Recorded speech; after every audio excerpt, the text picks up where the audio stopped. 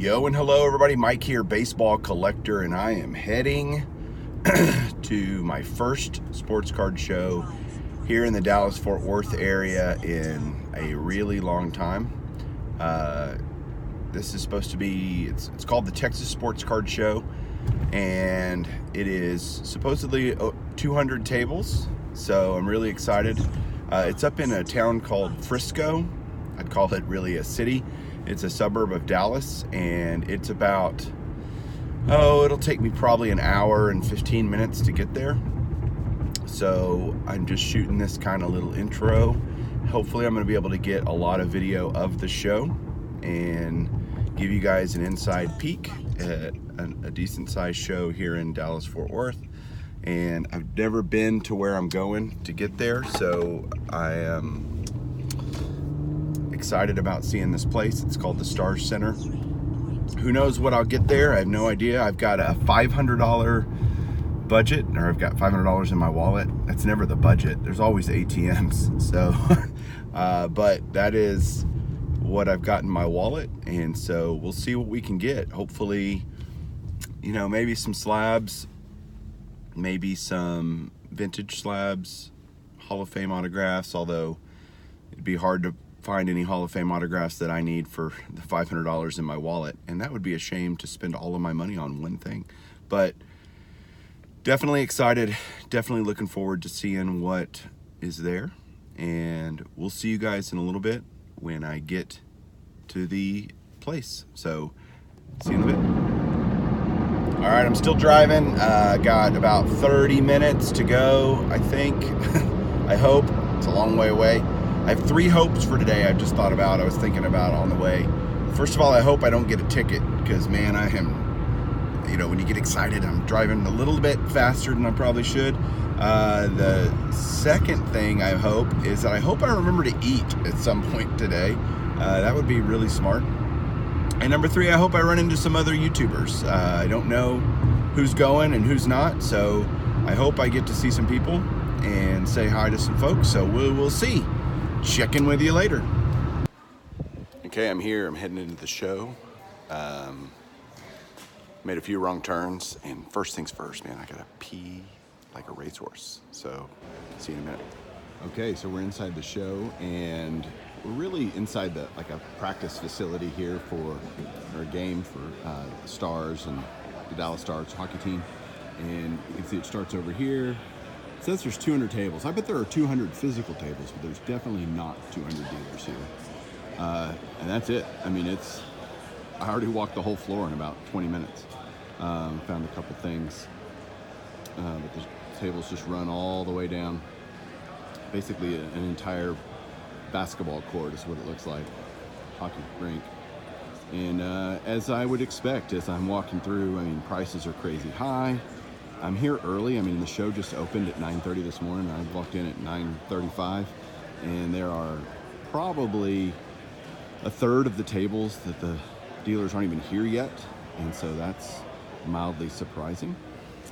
But prices are just stupid right now, so maybe I'll be able to do some negotiating and pick some things up. But my first walkthrough, I wasn't excited, so maybe I will be later. Talk to you guys in a bit.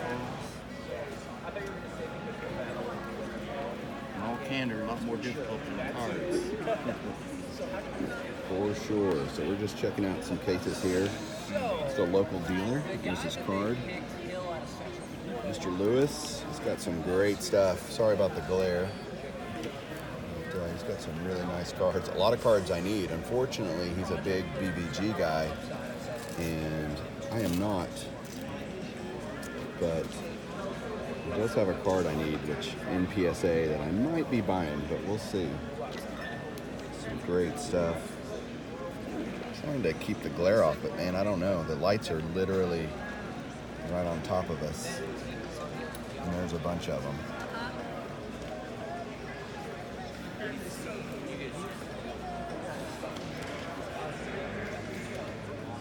There's a lot of vintage at this show, which is nice. So the show be successful too. Hey, look, I didn't forget to eat. But what do you eat at a card show? You eat crap. Hot dog, overpriced hot dog and an overpriced Coca-Cola. So there you go. There you go. You can get the whole show in one shot. Looking down at all the tables. PWCC is here. A lot of the auction houses, REA is here, which is pretty neat. They're all accepting consignments. Quick look from above. And then this is called the T205 set. Boy, that's a great All right, guys, I know it's a little bit late. It's at 1 o'clock drawing. Hey guys, Mike here again at the Texas Sports Collector Show, Sports Card Show, and I've got Leon here. He's the show promoter. Leon, tell him what's going on here. Well, today we've got the Texas Card Show going on, pretty much the largest card show in the last 20 years in Dallas. We've got over 200 tables of dealers from all over the country. We've got PWCC, we've got Heritage with over $3 million on display. A great Cracker Jack 1915 full set. It's been a phenomenal show so far, so we're looking forward to the rest of it too. Great, and you got some people signing here too? We've got great signers. We've got Billy Joe Dupree. We've got Mel Renfro. We've got Eddie Robinson, Toby Herod, to name a few. There's about 8 more I can't even think of right now. They're coming out of the woodwork. Well, you've been a little busy running this show. Tell everybody, are you going to keep doing this? Do you plan on this being an annual event? Well, we do. Colin and I have talked about doing 2 a year, but we'll see how this goes. But that's probably the plan, to do a couple of them a year here in Frisco. Great. So tell them, what else do you do? So my day job is running net54baseball.com, which is a vintage baseball card chat board for collectors and hobbyists. I've been doing that about 16 years now. Again, Wow. net54baseball.com, full-time the last 7.5 years. We've got over 10,000 members on it, and some of the biggest names in the hobby are on there talking about things that us collectors love. So it's a wonderful place if you collect baseball cards and sports memorabilia. It might be one of the best resources for us collectors. I mean, I'm a huge Net54 disciple and a member, and I love your website. I love what you guys bring to the table. Thank the you. interaction, it's just amazing. So thanks for doing that. Sure, Man, no you're problem. a great resource for the hobby. So thanks for this. Thanks for doing this show, and keep them up. Yeah. I'd love to Thanks. come up here and see more stuff. Yeah, no, we appreciate you guys all coming in. It's a great show so far, so if anybody else can get out, there's a lot of collectibles here for everybody, so we appreciate it. What are your hours on Sunday for the show? Hours on Sunday are 9:30 to 4. Great. All right? All right, Leon, thank you so much, man. Okay, thanks a lot, All right. Mike. Appreciate it.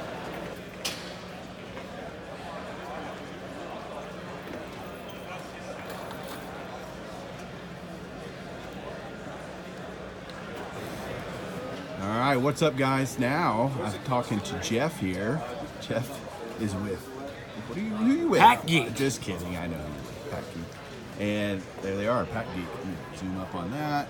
Man, I wasted no time. No time, Pack Geek. They also have a YouTube channel, which is great. I just did a video with him a little bit earlier. Opening, you're not going to believe it. I was opening packs with Jeff. We opened some 81 tops. Show him that Ricky card we pulled. Oh, sorry, I Put just it away. already put It's it away. okay, I'm so grab it. excited. No, you're It's good. been added to the collection already. So He's got it. He's going to pull it up. So we were opening some 81 tops packs. Look at that. The convict card. of also to be Ricky. known as the convict card. I'm telling you. But I'm going to put a link down below to Jeff's channel so you can go check him out. He's got a great setup here at the Texas Sports Card Show. He's got lighting, and look at all this great lighting we've got. The show's behind him right here. It's We pretty spare no fantastic. expense. Spare no expense. So tell them about your channel, how long you've been doing it, Sure. that kind of stuff. As Mike mentioned, I'm Jeff Hofer, and it's called Pack Geek, and it's basically at Pack Geek on social media and on YouTube. I started doing the series back in 2010, and it was really scaled down. It was myself with a camera on a tripod, looking over my shoulder, opening up packs, and it was a blast because I didn't need to rely on anybody else to do it. And I could just do them whenever I felt like. But I work in production. I've worked in production for 15 plus years now. And so I always struggled with the quality of my videos. And In fact, some of the cards would be out of focus, and I'd be like, "This is horrible." Here was a great card came out of the pack, and it's out of focus. You know, it always bummed me out. So I took a break from the channel, and I came back about, I guess it was about a year and a half, 2 years ago, and I thought, I want to do it again, but I want to do it right, and I would just want to go all in. And I knew it was the right thing when my wife said, of course, my wife is very supportive, but it can be an expensive hobby, as you guys know. So I knew when she told me she thought I should reboot the series, that it was time to reboot the series. So I started doing that, and I went all in.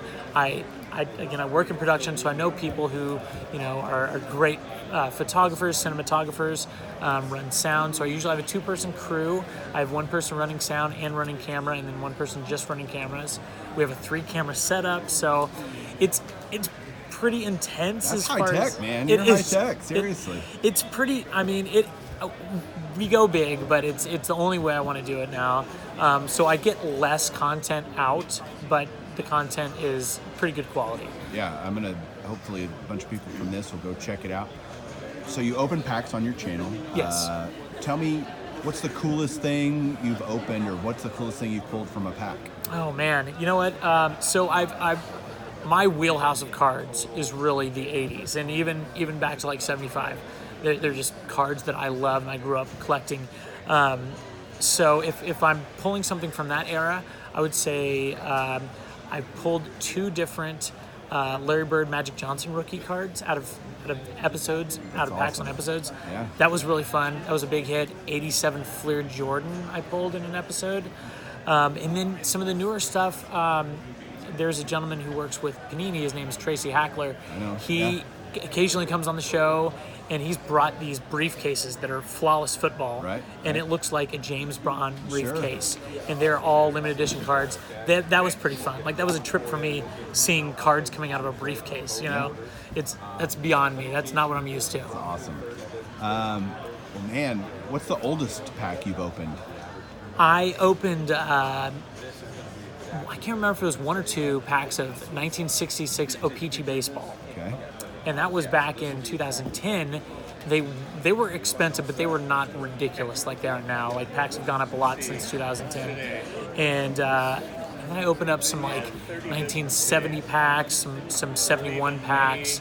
That's about as old as I've got. But man, that is an adventure going back that old. Well, will you be at the National this year? I am. Yeah, I'm planning to be at the National. I am supposed to be co-hosting with Eric Norton on the Fat Packs podcast. Okay. So hopefully I'll be broadcasting out of the Beckett booth and be walking around looking for George Brett and Cal Ripken cards. Awesome. When I'm not doing the show. Child of the 80s. Yes, 100%. So great. Well, Jeff, man, thanks so much for talking with me for a few minutes. I My really pleasure. appreciate having me on your show earlier and get to reciprocate that. And Hey, that was fun. Yeah, it was awesome. So go check out his channel, and see you guys later. Thank you guys. All right, thanks.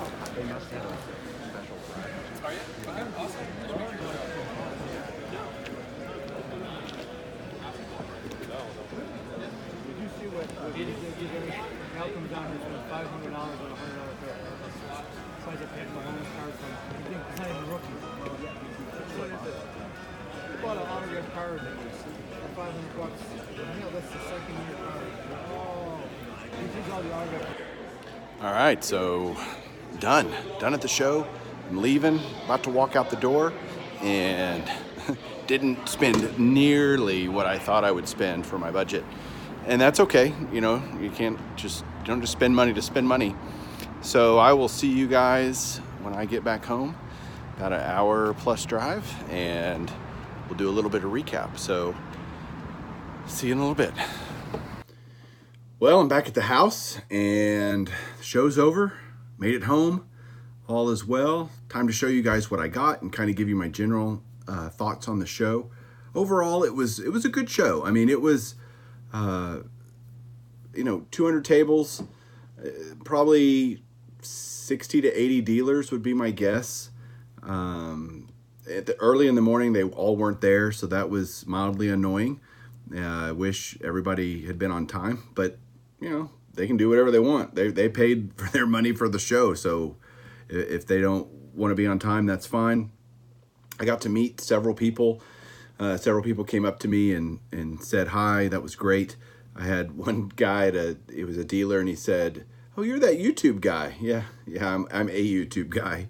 That was kind of funny. And met Beans Ball Card Blog. He has his own channel, and I'm subscribed to him, so that was cool to meet him in person. He's a local guy here in the Dallas-Fort Worth area, so we hung out a little bit and walked around, and that was fun. Getting to hang with him and, meeting different people was fun.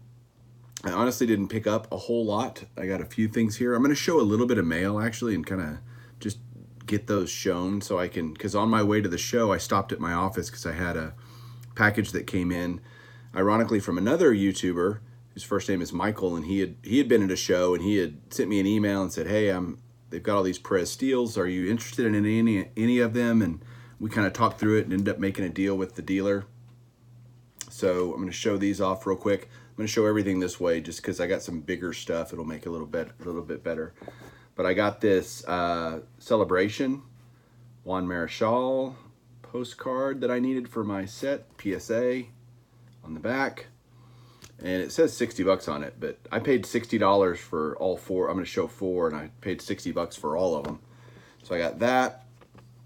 I got this Willie Stargell from the Celebration set that I needed, so love that. I got an Edward Stack, who was the Hall of Fame president for a long time, starting in the late 70s. And this is a Perez steel, slabbed by SGC, authentic, which is great. And a Ray Dandridge. This is the Hall of Fame postcard set, and I needed that one.